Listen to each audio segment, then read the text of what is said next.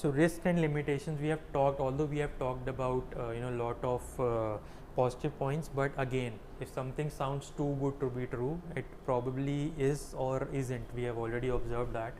So again, to summarize the limitations and the risks associated with Bitcoin, first, security vulnerabilities are always there, even if they are to a lesser extent, because although the hash, every user in the Bitcoin network or any cryptocurrency network, blockchain network, has a particular alphanumeric address, still it can be infringed with, or the hackers can gain control of that transaction. Then no guarantee of success, of course, because it is highly volatile. So the return on investment, it is not necessary that the value of that particular investment might increase in the future. It can also incur a loss for that particular investor. Then responsible for boosting utility and computing cost. Again, there's an icon of fossil petrol, coal and petroleum, so a lot of this is being burned to produce that electricity. Then it is damaging to the environment. Then Bitcoin transactions are irreversible, so if anything goes wrong, we cannot visit the banking ombudsman or any sort of organization like that.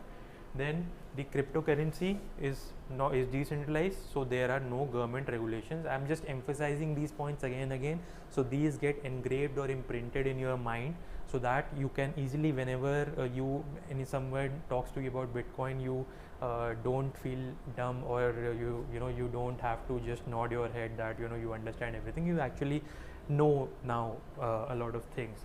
And finally, Bitcoin and other cryptocurrencies are volatile, which we have discussed. And finally, regardless of the huge buzz that it has created in countries, especially in developing economies like India, already people are so afraid to let go of their money once, if tomatoes or onions become highly become very costly, then people are running after that savings. Or if one NBFC or one bank, it fails, or NPAs create a lot of mismanagement, then all the, so cryptocurrency is still a far more complicated algorithm for people to understand. And already digital literacy, it has a lot of progress to make in order to reach the last mile, and lot of to make them aware of this kind of technology. It will take a lot of time. So these are the risks and limitations. And of course, one of my favorite aspects of every presentation is so this is basically, the red indicates the countries where the cryptocurrencies are restricted or illegal. Obviously, you can just imagine the countries: China, Russia is there, Algeria, then Bolivia and Ecuador. You can see some common trend between these countries. China, you can imagine. The South American countries are always, a lot of inflation, unrest. In Venezuela, you can see. In Chile, you can see some sort of government against protests against the government. They keep on. So these some reasons they influence this. If you observe, this is part of Russia only, Kaliningrad, and this I have taken from the net. So Crimea is also shown part of Russia. Now it is up to you to consider it a part. Then this blue is the countries where transactions are allowed, but they are not strictly a legal tender. They are not the main currency. For example, if we take USA or Canada, in US we have the fiat or the legal tender, the US dollar. There are a lot of cryptocurrencies transactions that are going on. Some are legally backed also, but the fiat currency or the main currency still is the US dollar. Then we have countries like Australia also. This is Finland. We have Germany, we have France. So the important point is that these have they either which are following euro or whatever their own main currencies. The transactions are allowed. There are no particular regulations on that. And then there are even some currencies which have replaced their original currencies with their legal tender. So they have made the cryptocurrencies their legal tender. So most of the transactions are getting. So El Salvador, here this small green country, green color country, if you can observe,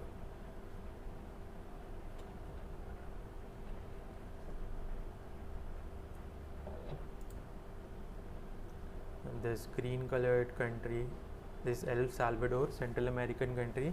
So this was the first country in the world to accept the cryptocurrency as its legal tender.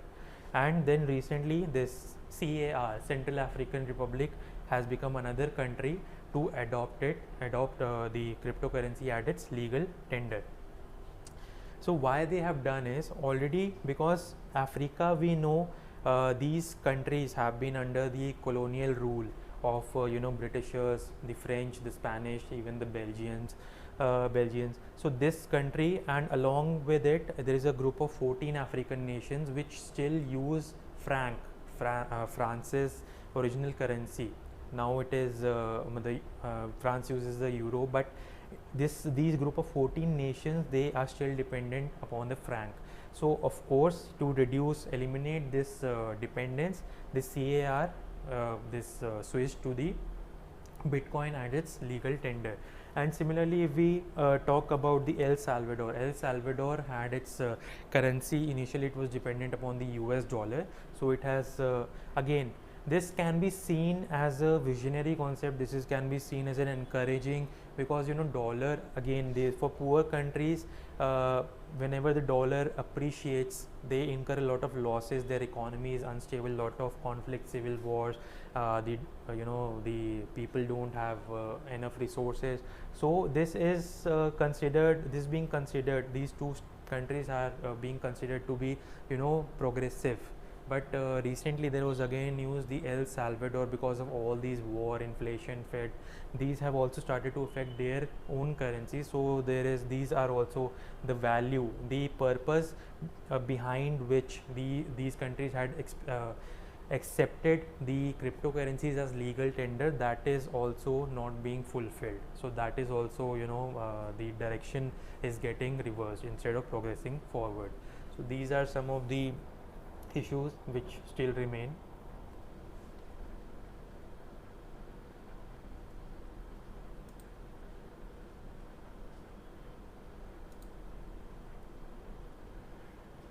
Now Bitcoin as legal tender. So we have already talked in brief about the Central African Republic became the second country after El Salvador to adopt Bitcoin as its legal tender. So this is to promote inclusive growth, because having a population of 5 million, Central African country is one of the most backward countries in the world, and as per World Bank, 71% of its population was living below the international poverty line. So then positive growth. Cryptocurrencies bear the potential to convert inflation related decline from legal currencies into positive growth. So dollar is appreciating, then the local currencies, lot of mismatch, volatility is there. So we have already discussed the basic premise or the concept of cryptocurrency is that it is not prone to the market supply or the market forces. The forces in the terms of supply and demand are there, but those are different. That is from the investor's sentiment or the investor's point of view. Then as per the IMF, inflation in the country is expected to accelerate to 4% in 2022 because of rising food and fuel prices. Then dependence. This is France. This is a flag of France and country. So there is a group of 14 African nations which we have talked about. Like CAR's franc is the mutual currency for 14 African nations which were once French colonies and constitute the franc zone. So remove to make a progressive step, to mark a progressive step or progressive move into the future to promote inclusive and economic growth. These countries have taken this decision. And then we have the sanctions and embargoes. USA is very famous or very adept at imposing sanctions and embargoes, although they don't have much effect on other countries. So if we take the example of Cuba, it has been that love-hate relationship is going on since the era of the Cold War. So it has still imposed some sanctions. It keeps on imposing on Iran and other countries. So what happens in that is that when the transactions or the credit and debits are getting in terms of the international hard currencies like the dollars, so it becomes very difficult for these sanctioned or the countries on which embargoes have been imposed to perform these transactions or indulge in exports and imports. It becomes very difficult. So they have to circumvent, they have to kind of indulge in third party measures, or they have to it is very difficult for them to circumvent these embargoes. So that is also an advantage of Bitcoins, because it is a decentralized currency. There is not going to get make any difference if US cannot imply any embargoes on Bitcoins or cryptocurrency. So that way it is another advantage. So these are the how the legal tender is being adopted by the countries. Then vulnerabilities and drawbacks, we have already discussed that, but this we are going to discuss in terms of the countries like CAR and El Salvador, which have adopted Bitcoin as their legal tender of fiat currency. So tax payment. So what happens is the taxes are being paid. The taxes are paid using crypto assets, but expenditures are still being made in the local currency. So that is what is happening in CAR. So that is, for example, I have given government collects $100 worth taxes using crypto denominations, but a downward slide of the asset makes available $40 to spend. So that value, because it is volatile, that cryptocurrency, and all the transactions are have not fully switched over to the cryptocurrency. So whatever, if the taxes are being collected in cryptocurrencies but expenditure is being made in the local currency, that is dollar, so that or franc, that becomes very difficult, or it becomes incurs a loss to that particular person who is paying taxes in the form of Bitcoins. Then no definite mechanism.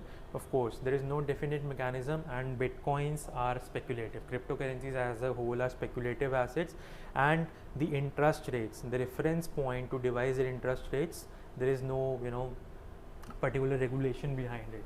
Then the unregulated, we have the so International Monetary Fund had also urged El Salvador to limit the scope of unregulated assets. Recently, if you read the news, I'll not go into detail. Recently, it had incurred a lot of volatility or decline in that crypto assets. So that is also a case.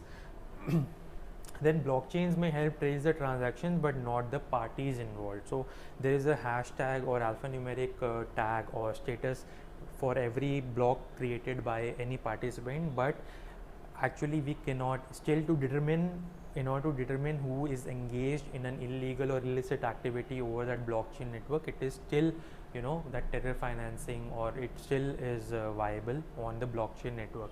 Then I already gave you an example of Luna and it's the sister cryptocurrency of algorithmic stablecoin Terra. So it had sent shockwaves due to its crash. So stable coins, although it is a different concept, but I will not go into detail. So it is stable coin is another concept which is not exactly backed or regulated by the central government, but it is pegged to the dollar value. So what happened was Luna and its currency, its related currency Terra, they used to balance each other. But what happened in layman terms, the value of Luna, it fell to such an extent that the Terra could not balance it. So that way both the currencies, they suffered serious losses up to the tune of $40 billion worth of investors' money. Then finally we have talked about the world, and as I always do, we talk about the world holistically and then we come to the Indian connection. So in 2009, Satoshi Nakamoto, he developed that Bitcoin. Then in 2018, RBI banned the banks and other regulated entities from supporting crypto transactions. So RBI, because it's so austere and stoic, so sudden changes, it tries to safeguard Indian economy. So here just I have given a representations of how the RBI continues to warn the investors of Bitcoin acting as a mousetrap. So we should not just go in with the buzz or the hype of the Bitcoin. We should make our investments carefully. That is, when we get that disclaimer that investments are subject to market risk, please read the offer document carefully before investing. So that is always there. Then in 2019, Inter-Ministerial Committee recommended banning all private cryptocurrencies. Then SC struck down the ban on the trading of cryptocurrency as unconstitutional. So this is normally what happens in day-to-day basis also. Government, there is always a disagreement with the legislature, the executive and the judiciary. Again, polity concept for you. And then 2021 cryptocurrency and regulation of official, this bill was introduced. Under this, a phased plan of RBI backed currency is supposed to be introduced. So 3 to 6 month exit period prior to banning the trading, mining and issuing of cryptos, this is being suggested in that particular bill. So CBDC, which I was talking about, that finally the present scenario is cryptocurrencies, though unregulated, are not illegal in India. So this is the current scenario. So RBI is exploring DLT, distributed ledger technology based CBDC. Like others also, the technology is same blockchain based, but it has given a separate name. Then under DLT, details are recorded in multiple places, similar to the ledgers which we have been talking about. Then for example, blockchain is just one type of distributed ledger. Then central bank digital currency, it will be a legal tender, so can be converted, exchanged at par with similarly denominated cash. So in if RBI backed currency is introduced, it might have certain benefits also. For example, because the blockchain based currencies are secure, they have many other advantages. They are fast, and also they'll there has been talk about, since MSMEs have been they become the backbone or the skeleton of our economy. They are contributing major portion of the to the GDP or the exports. So it is also suggested that the CBDC, that virtual platform, will allow the easier payment or easier support to the MSMEs. Then there is also one point that the currency to GDP ratio in our country is very high. Even with the advent of these digital platforms, still a lot of places it is much more convenient to pay in cash. When we go to vegetable vendors or that, not everybody is still using Paytm, even especially in rural areas. So this virtual but currency to GDP ratio, there is always an effort to reduce that. So with further advent of the CBDC, this digital currency, this stress will also get reduced. So these similar measures or similar advantages will be there once CBDC is introduced.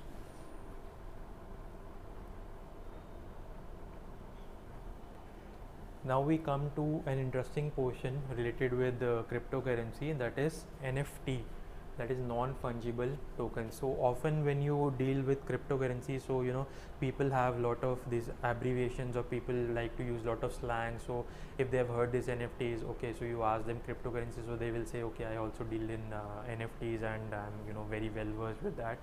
So these non-fungible tokens, now again I'll give a reference to the barter system. Fungibility means that if I give you a 10 rupee coin, then it is worth 10 rupees only. But if non-fungibility means that it is according to the desirability.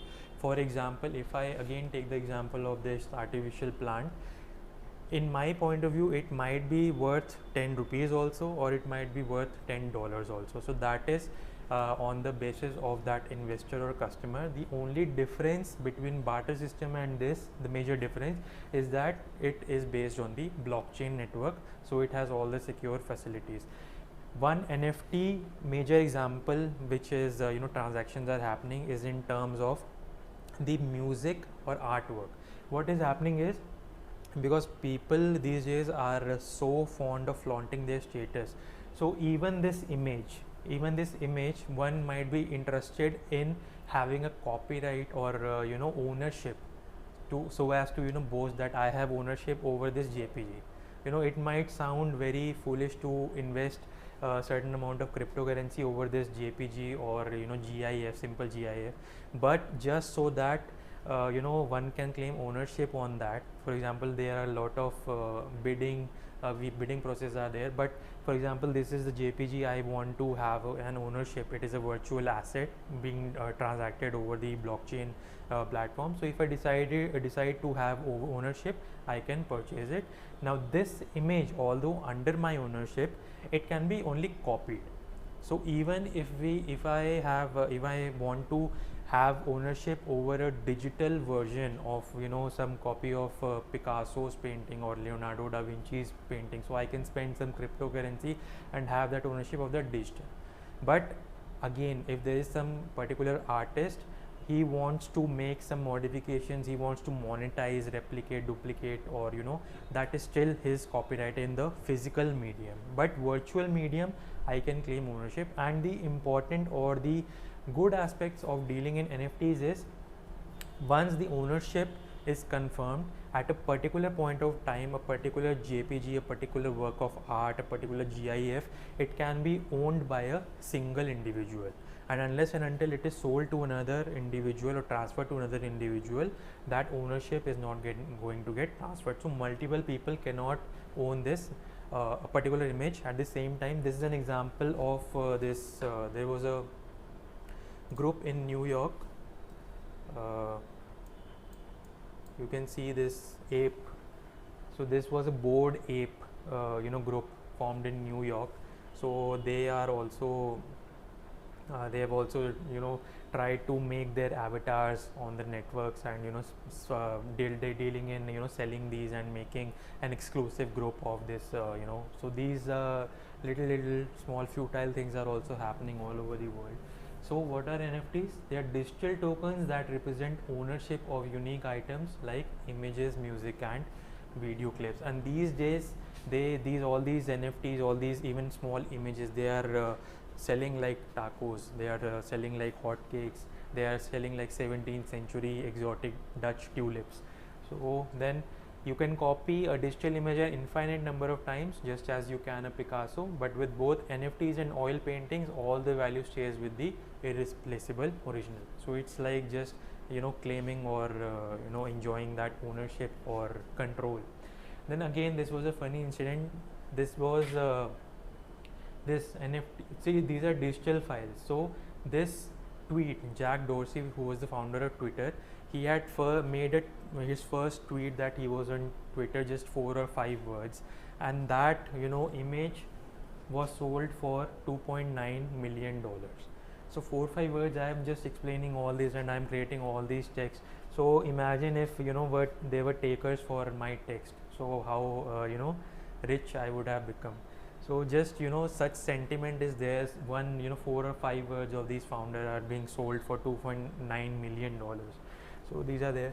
Then production, they are minted using the same kind of blockchain technology. The technology underlying that is same, but the major difference is cryptocurrency is purely economic.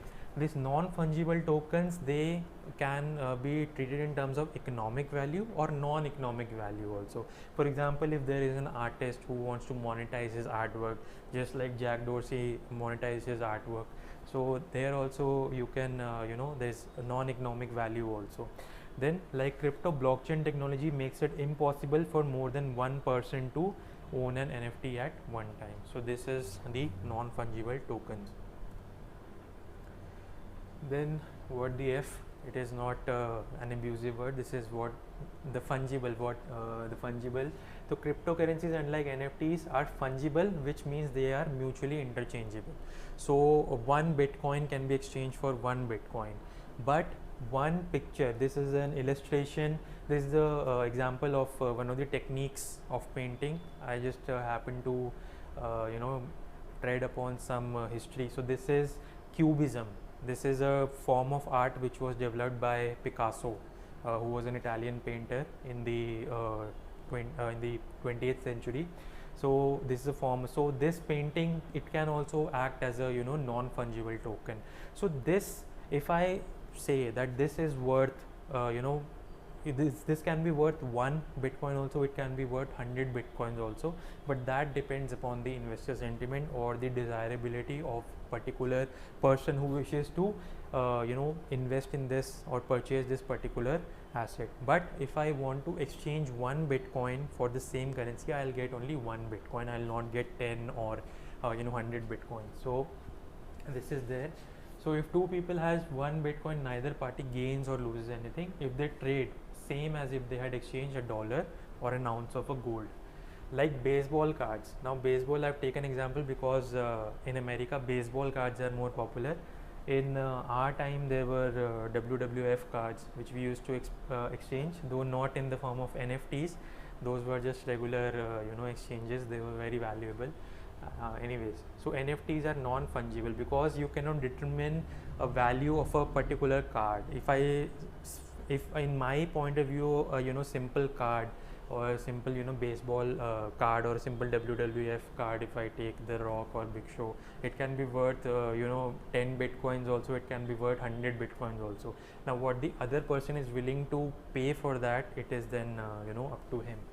Then so it depends upon the person desirability. Then we have but why, because like everyone wants to become a celebrity these days, so just to have ownership, to boast of ownership over that non-fungible asset, so it is about claiming that. Then because each NFT is unique, NFTs could never be used as a purchasing medium or a reward for blockchain mining. If you are mining blockchain, you are using plenty of resources, you are destroying the environment, you will not get this NFT. Obviously you will be rewarded in terms of bitcoins. Then monetization, if there is some artist like Picasso or MF Hussein who wants to monetize or familiarize people with the virtual creation, sort of you can like we have franchisees, so sort of that way, if he or she wants to earn money in the form of cryptocurrency, so he or she can do that in the form of NFTs. Then this was what was recently in the news, and what all this clamor I was doing to come to this. So Ethereum, we had discussed, the second most popular currency after Bitcoin, and now some of the drawbacks, out of which the major drawback was the damage to environment. So this Ethereum merge, we had discussed about proof of work. Now this Ethereum merge, this aims to establish what we know as proof of stake. So proof of stake, it plans to eliminate a lot of drawbacks associated with Bitcoin. So has completed a software overhaul which promises to ramp up security of the cryptocurrency while claiming to cut down on its carbon footprint nearly entirely. So the concept will be proof of stake and not proof of work. Proof of work was basically when we have to authenticate any transaction or the creation of block, it takes certain time, that is 10 minutes. So all that ledger, all the ledgers of all the people on the blockchain have to do that. So in place of that, Ethereum is now planning to switch over to proof of stake. I'll be coming to that. So the revamp, it is known as merge, will cast aside the need for crypto miners and gigantic mining farms who had previously driven the blockchain under the concept of proof of work. So farms is just again this is an analogy, because multiple, it's like presently what is happening under the cryptocurrency when the Bitcoin is mined, huge rows and columns of computers and infrastructure have to be there. So it is like a whole farm, mining farm, to produce or mine those Bitcoins.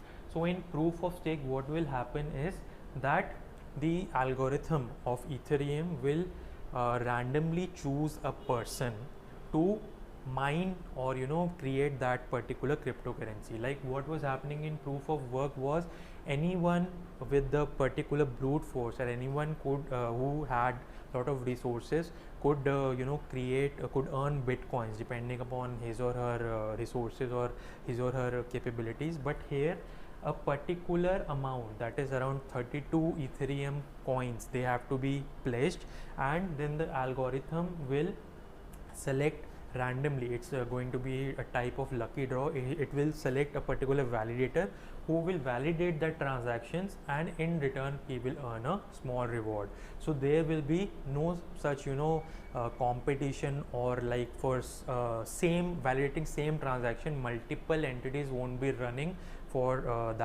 for earning a particular amount of Bitcoin.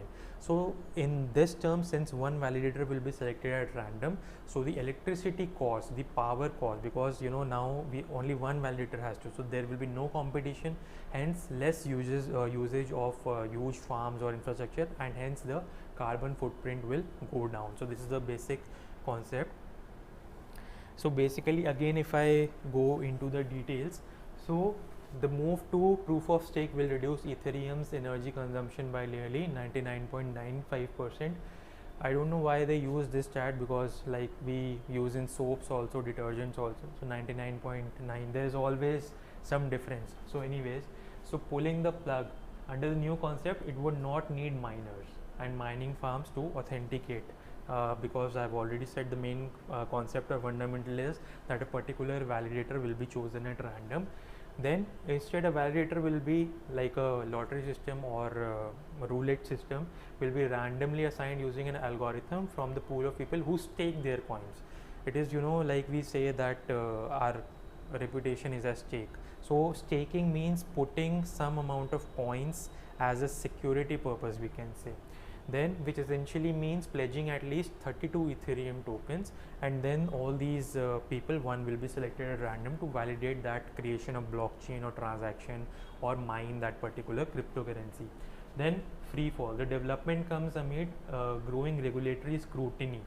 So some cryptocurrencies and like Luna and Terra, we have talked about, they have suffered from severe fall in their values. Even Bitcoin has also fell drastically, even Ethereum also. So that is also going to affect in some way or the other. Then one of the biggest benefits being touted, the merge, is that it will make transactions on the Ethereum extremely secure. Now how and why, I'm not going to go into each and every detail, because already a lot of data has been fed to you. So basically this is the merge. Now importance of the merge: dramatically increases security. We have already talked about the decrease 99.95% of carbon footprint. Then proving work. So this concept is an attacker needs 51% of the blockchain's value to take control. So we had discussed about Sergio and Money Heist. So we had discussed 3 major layers of security in the blockchain, but still, even after billions of computers are there, but even if the, like we have if in FDI what the government does is it just has to manage 51%. It just have to own 51% of that particular entity in order to establish its claim. So if somehow this the hacker or that particular individual has so much resources that he can take control over 51% of the ledger, and he has billions of dollars, so he can control all of to the grid, and he can carry out an attack. So that Ethereum merge will prevent that. Then with proof of stake, we will have about 20 billion in economic security, and this number which is expected to grow dramatically. So this we don't need to go into the depths, but basically the security value will increase to such a major number that even billions of dollars, if a person, a hacker, wants to infringe upon the rights, or he wants to make illicit or illegal gains, that won't be possible. Then one of the, what the future holds, one of the most popular applications such as NFTs and decentralized finance, DeFi, I have already talked about, are based on the Ethereum network. So they are going to have far reaching. Just this is just facts, not much to discuss about that. So what's next for Ethereum? So again, co-founder Vitalik Buterin, he has after the merge, there are going to be 4 next steps. So again, he has created some rhyming words. So there is surge, this verge, then this purge and splurge. So surge is like, as you can from the English term and this icon also, increase in the speed of transactions. So he has given this term sharding. So sharding basically means dividing transactions across creating several different threads, like we analogy can be Gmail threads. So similarly, the Ethereum merge, the surge will do that and speed up, decrease the fee and increase the speed of transactions. Then verge, these are just technical terms. It will implement worker trees and stateless clients. So the the basic concept is, by doing this verge, the amount of data that a particular Bitcoin network user has to store on his or her system will reduce. So this is the importance of verge. Purge, like we have trashing, the unnecessary data, or like we clear the browsing history of our Internet Explorer or Chrome, so anybody so as to protect our privacy. So similarly, purge is some you can relate it to some sort of history of data which is being maintained on that blockchain. So this purge stage will which simplify the procedure and allow that particular infrastructure or that Ethereum miner to reduce the used space on the hard drive in layman terms. Then finally there is the splurge. There is the fun stuff that is analogous to a lot of shopping. So once the merge is still merge has already happened, then we have the surge, verge and purge, and after that the Ethereum system or that blockchain system will become so smooth, then finally everything will start working upon the protocol, the speeds will improve, and finally this will streamline or it will make the system uniform and very simplistic to manage. So these are the important things which were in the news recently. Ethereum, interesting concepts. Okay, now we're reaching the end, and finally, because since this lecture is being given, it's not just to explain just Bitcoins. There might be other videos also, but I have tried to explain it as simplistic as possible. So in 2016 prelims, this was the question that was asked. So it was way beyond. Now we have other currencies in discussion also, their volatility. So they have probability to be asked in prelims as well as mains also. So basically now since I have explained, now it might become very simple. So if we say that Bitcoins are tracked by the central banks of currencies, so this is not true, of course. So directly if you cut one, again you can cut option A and D. So B and C, so C is already there, you can just read it. Online payments can be sent without either side knowing the identity of the other, because we know that it is linked to the hashtag, a particular alphanumeric value, and anyone with a Bitcoin address can send and receive Bitcoins from anyone else with a Bitcoin address. So that is also true. They just need to, anonymous transactions are there, they are just linked by the hashes, that is an alphanumeric entity, and so the correct option will be 2 and 3. It has already been discussed. Then one mains practice question you can be asked in the mains, that weighing in the on the aspects of cryptocurrency, discuss the need for its regulation in India. Pretty apt and valid question from the point of view of relevance, because it is if the youths are becoming interested. There's a lot of buzz being generated about the cryptocurrencies, and with the advent of the RBI backed CBDC probably in the future, 1 or 2 years from now, so this has become important. So this was a quote by Satoshi Nakamoto, because everyone, even when Galileo came up with his universe concepts, or whether it be Kepler, but even some people still refuse to believe that the earth is round. There are a lot of so-called flat earthers also. So even when Satoshi Nakamoto developed this Bitcoin, so there was a lot of non-acceptance that this would actually work, Bitcoin would actually succeed. So he said that if you don't believe it or don't get it, I don't have the time to try to convince you, sorry. But here what I'm doing is, I'm not trying to convince you to invest in Bitcoin. I'm just telling you in a neutral perspective whether rest is up to you, keeping into mind both the pros and cons. It is up to you whether you are sort of a gambler. Small investments you can start with, but that is not up to me to advise you. But one example which comes to my mind, you might have heard about the 1849 California gold rush. So in simple terms, there were gold deposits found in that in 1849 in that region. So a lot of individuals, they just huge hordes of people, they just descended upon the west coast of United States in search of getting their hands on gold. But like we have talked about the cryptocurrencies also, it is not necessary that if you invest in Bitcoins, it will give you a better return on your investment. You can also suffer losses. So similar was the case with the gold diggers also, that many of them returned empty-handed. But what would have been wise in that situation that if one had invested in the pickaxes or the tools which the companies manufactured, so they were always in use, they were quite in demand. So if one had invested in that, so they might have incurred a lot of return on their investment.